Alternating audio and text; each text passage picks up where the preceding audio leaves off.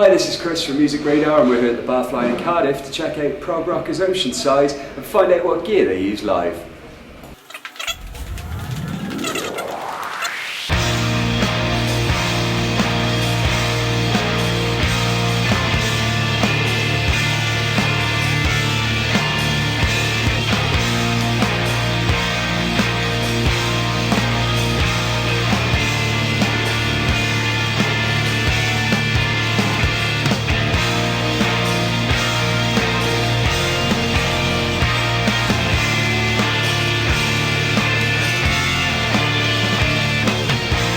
Let's kick off then with the first piece of Oceansize's widescreen rock puzzle. Mike Vennart, the band's singer, guitarist and frontman. This is a 1985 Squier Strat. This I think they call them the E series. It's like from one of the old Japanese ones that they used to make. I was really lucky. My mum bought me this for Christmas when I was like 11, and I'm considerably older than that now, and it's still ticking. It's amazing. It's actually died quite a few deaths over the years.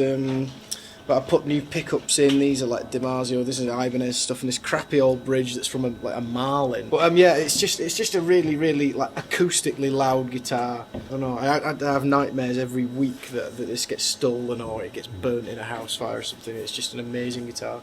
There was one particular instance. We've got a really good relationship going with Fender. They've been really helpful to us all of the years, and because it's pretty hard to actually get good quality left-handed instruments. There was one instance where all my guitars had gone down on tour, and I rang them in a panic asking if they'd help me out, and they said, yeah, sure, we've got a left-handed Strat that we got sent to Jeff Beck the other day, and Jeff Beck didn't want it because he's not left-handed obviously, so I got that, and it was pretty cool. This is where all the fun stuff is. The Whammy Wah is like an old 90s pedal. I bought a couple of these because they keep breaking. I think they're just made for the studio really, but that's got on like auto wahs. The whammy effect is something that I use an awful lot just for texture, and we use it with a lot of delay and other stuff, and it sounds really tasty. It's got some other stuff on there like auto wahs and filters and stuff like that.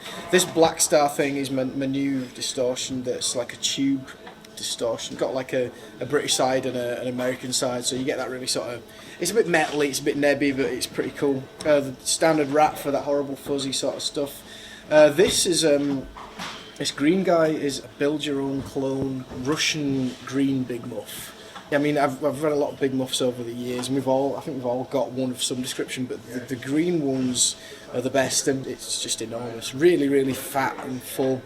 And this as well, the Chunky Cheese, this big orange fella, is OLC Circuits. It's a clone of Love Tone Big Cheese. I'm a bit of a Pavement obsessive. I really love Steve Maltmus's guitar sounds, and he got this. I found out that's what he uses, a Love Tone Big Cheese, and it's like that Velcro fuzz kind of thing. So you can sort of the whole sound just sort of breaks up and disintegrates, but doesn't sort of feed back.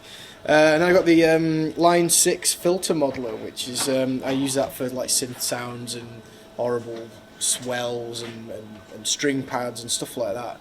There's a lot in it, but most of it's pretty tasteless, so you have to use it quite sparingly. In addition, Mike uses 3 Boss delay pedals, a DD3 digital delay marked Space, a DD6 and an old school analog DM2. Also on his pedalboard are an EHX Nano Small Stone Phaser, a Boss TR2 Tremolo and a TU2 tuner. Next, let's check out Gambler's equipment. An SG that I made myself about 12 years ago. I can't remember what spec it was, kind of 68 SG that I made at part of a college course. Didn't think it would last this long, but it seems to be doing alright. Schaller 2-in-1 pickups, coil tap. I did have the kind of whole 2-volume, 2-tone, but ripped it all out and just put a master volume and a coil tap in there. Cool. It's a bit ragged around the edges. Well, I guess it's seen a lot of action. Yeah, it has, yeah. Pedal board, basically I've got all-important tuner, don't leave home without it. I use the amp distortion mostly, that's the kind of main distortion, but I've got a kind of a Big Muff clone. The best distortion pedal in the world, the Fab Tone, cheap and cheerful but makes a horrific noise. A Whammy, tremolo, and the delay. If there's any delays that are in time, then it's usually mine, because you can set the the tempo on the delay. So if there's anybody that's in time, it's usually me. Yeah, it's a Laney tube head, GH50L. It is a really, really good amp. The clean sound's really kind of spiky. It's not that, it's not a very warm sound. I think it's in combination with these pickups. They can be quite brittle sounding sometimes, but the distortion on these amps is absolutely amazing. I haven't found a pedal that can equal it yet. But the only problem is the gain channel hasn't got a volume control. So if anyone from Lane is watching, it would be the perfect amp if the gain control had a volume. Yeah, just some we use electric piano, organ, and I think there's a xylophone in there somewhere as well. I think the third album, Frames, we used a lot more keyboards on that. I think I was sat down through most of the set when we were touring Frames, which was good. But yeah, the new stuff has got, I went back to guitar a bit more. Next up, the third and final part of Oceansize's three-pronged guitar attack, Steve Durose. Yeah, this is my Gibson Les Paul. I've had it since, let me think, I bought it in about 96, new. So it's getting old. I wish it was older, but only time will make that happen, I guess. But yeah, it's what I've used all the time. I occasionally use a Strat as well for just specific tunes, but this is my all-rounder. And yeah, I just love the thickness of the clean sound and you know, also just the real kind of grunt to this back pickup here.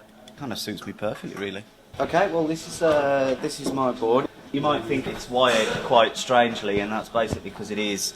I've always had my pedals in certain places, and so as I've progressed in buying more of them, get the order right, but I don't want to move them because I've got used to the dance move that I need to do, you know. Yeah, basically this is my main distortion pedal. I've got two options. This one's the heavy one. This one's my basic crunch. And the Big Moth, it's obviously a kind of a bit of a signature to our noise. So this one, yeah, gets pressed maybe 2 or 3 times in an entire set as a bit of a shocker. And Small Stone as well, Electro Harmonics. That's a classic pedal. This one's a reissue, but they still sound really, really lush. And this one's a more cut-in phaser. You don't really want to mess with this too much because it's pretty hardcore.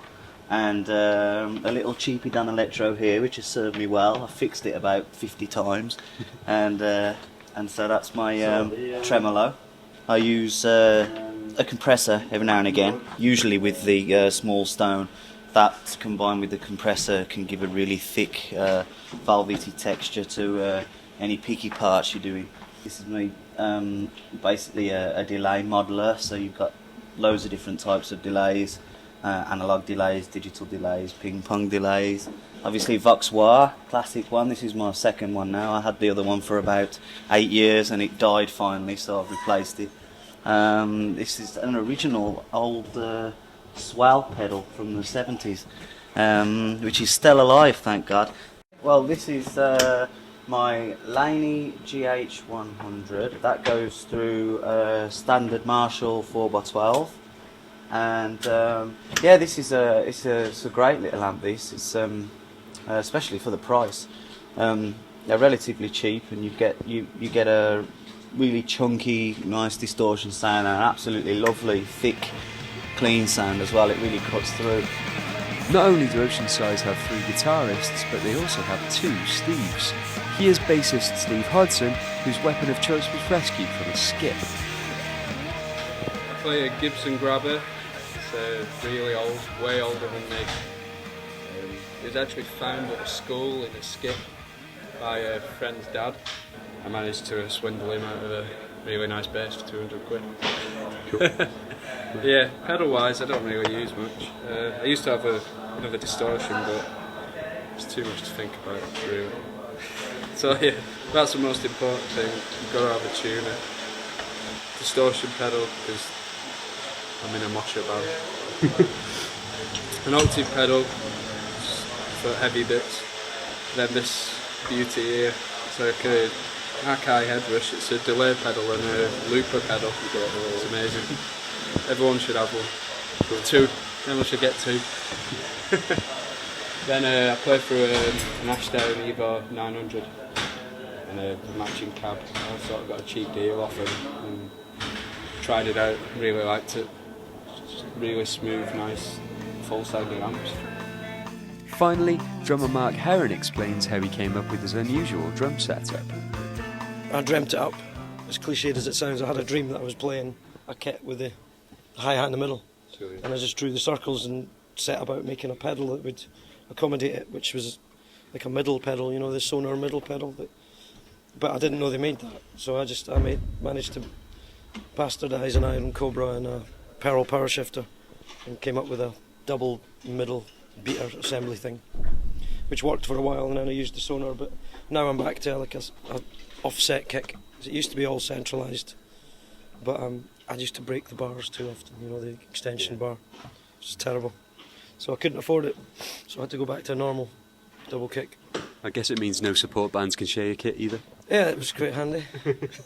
Cool. It makes you out to be a bit of a shit though, but when they see what it is and they realise it's not just being precious about the kit, and to dismantle it and reconfigure it, it's just too much of a pain. If you want to hear all of this gear in action, visit oceansize.co.uk or follow Real Oceansize on Twitter for daily updates from the studio as the band record album number 4. One of the main incentives for doing this tour was to sort of get some new material up and get it so it's fresh in our heads, we know how to play it, and then we're going to go straight from the last gig and just start recording the next day, I think, just to try and, because I always think that sort of, you know, doing one gig is like doing 10 rehearsals, and so we've got our own studio so we can just slam it down, and planning on handing the recording in May, which even just thinking about it just makes me sort of a little bit nervous, but I'm sure it's all for the best, and hopefully it'll be out in September.